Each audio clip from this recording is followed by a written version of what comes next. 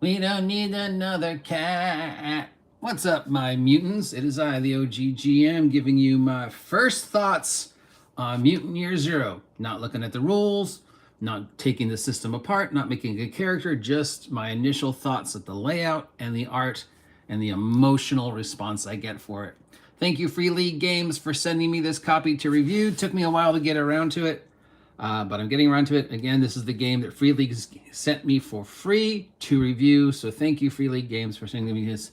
This is their cornerstone. The whole Free League Games empire is based upon the Mutant Year Zero system and the Mutant Year Zero game and the weird history. Is there a connection between Mutant Year Zero and Tales from the Loop? Who knows? Maybe, maybe not. Doesn't matter. Let's take a look. So this takes place in America after a apocalypse of some kind. They've covered a bunch of different apocalypses with the various books in this series. So they don't just do the Mutant Year Zero, Mad Max, atomic horror. I've got a lobster head, but they also have a book about the robot apocalypse and a book about the sort of Fallout apocalypse. So they've done a couple. This is the, mutants and other strangeness. I've got a lobster head future. So we've got the section of the characters, 6 and 16, basically the same thing. Skills and talents, mutations, how to play the game, and all this, then the usual stuff, the various things, the building of the game. As usual with Free League, they do like to make big, expensive books with lots of words, sometimes that don't feel necessary. So we'll see how we feel about this. Different artwork than we're used to. This looks low, this was a lot earlier in their history. So this is a different style of art than we're used to than Free League. I don't know if this is the right choice for art to express a apocalypse, but we'll see. So chapter 1 tells us about how we got here. How did the world end? Who are you? How you got here? What are you doing? How do you survive? Stuff like that. So this is the background and the background of the game and stuff like that.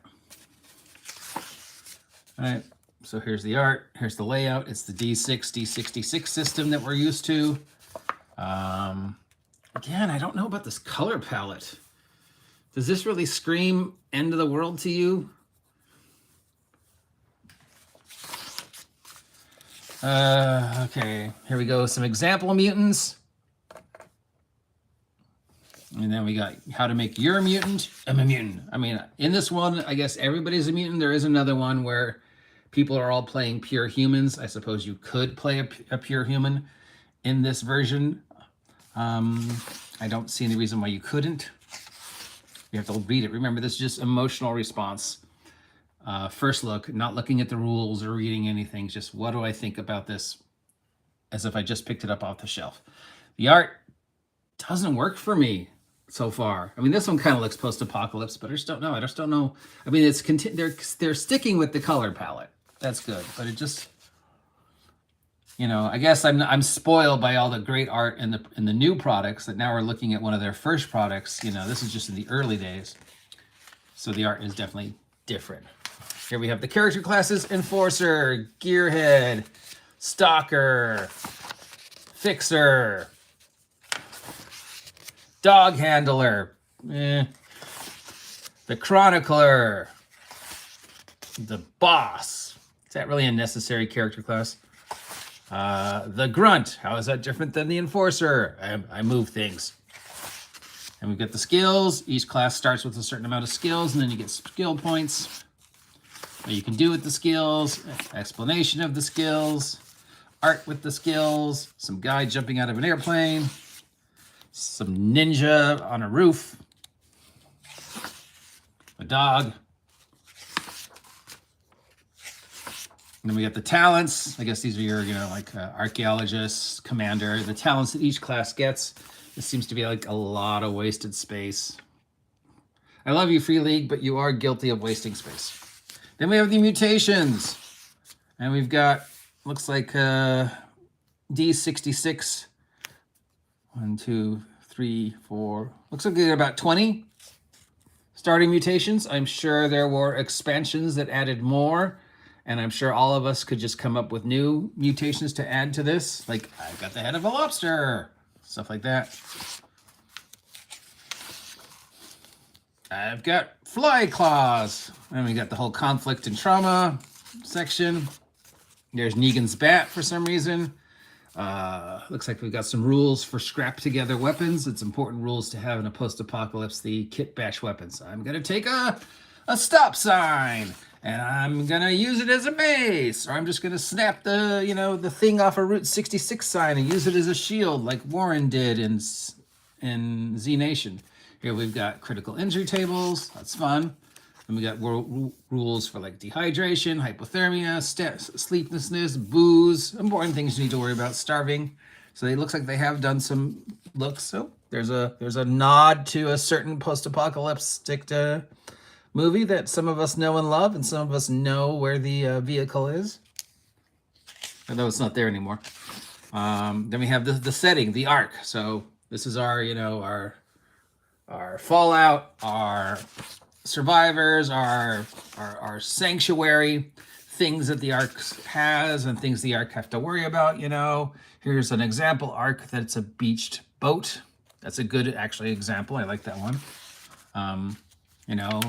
Explanation of things you can do in the Ark and projects you could have. So you could have whole campaign building scenarios. So you could have, your characters go out for the first 3 hours, and then the last half an hour, you all do rolls to see what's happening in the Ark, because this is your metagaming or your campaign building or your word I can't say because Griff Morgan will come after me, but you know what it is. It's the behind-the-scene metagaming diplomacy phase where you chart the growth of your campaign. That's good.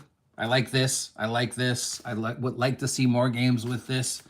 What about the Bastion rules in DM's Guide?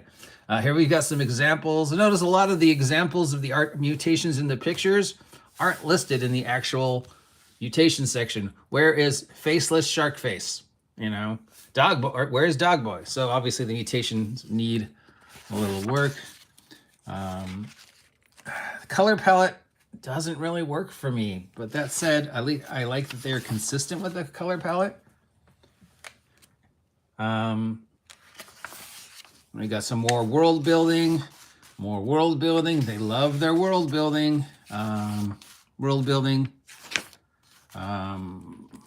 If you recognize anything, place, let me know. I'm seeing a lot of Europe for some reason, as opposed to, Electric State, which was America. That's got to be Texas. No, wait, that's got to be California. We've got the the rigs. A lot of world building and stuff to adventures and NPCs and resources and stuff that maybe didn't need to take up this much pages. There's a Mad Max type scene, except in the Pacific Northwest instead of in a desert. Somehow none of these guys are crashing into trees. I don't know. Some example adventures. How to build a zone for your characters to explore. So more DM building behind the scene.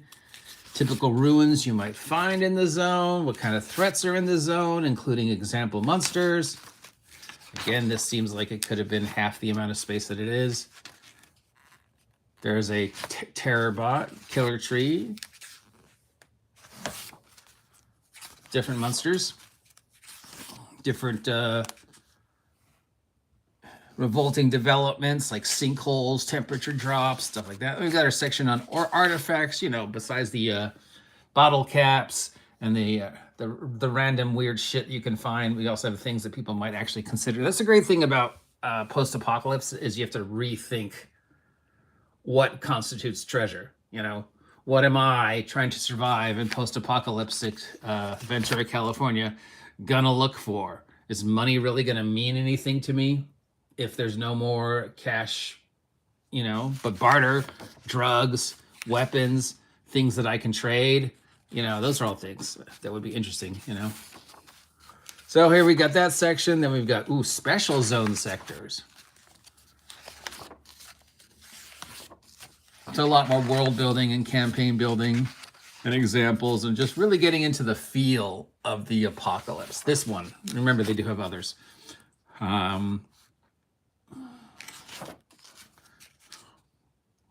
This lady's got a mouth in her hair. I guess that's her mutations. And some organizations to deal with, like scrappers and cultists and chainsaw zombies. You got to have chainsaw zombies. Another example adventure. This is cool. This is small for them. It's only 259 pages. A lot of campaign building.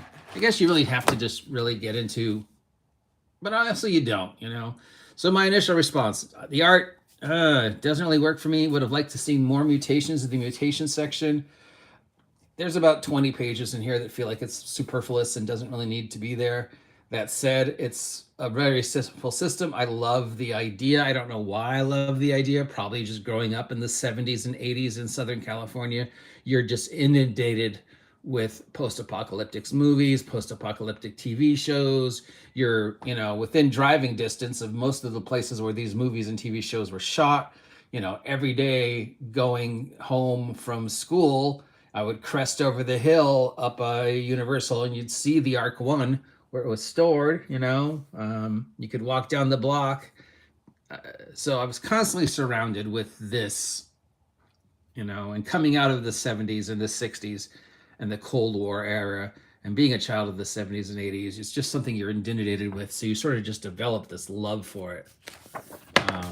I'd really have liked to see the Apocalypse explored more in the art, more recognizable spaces there.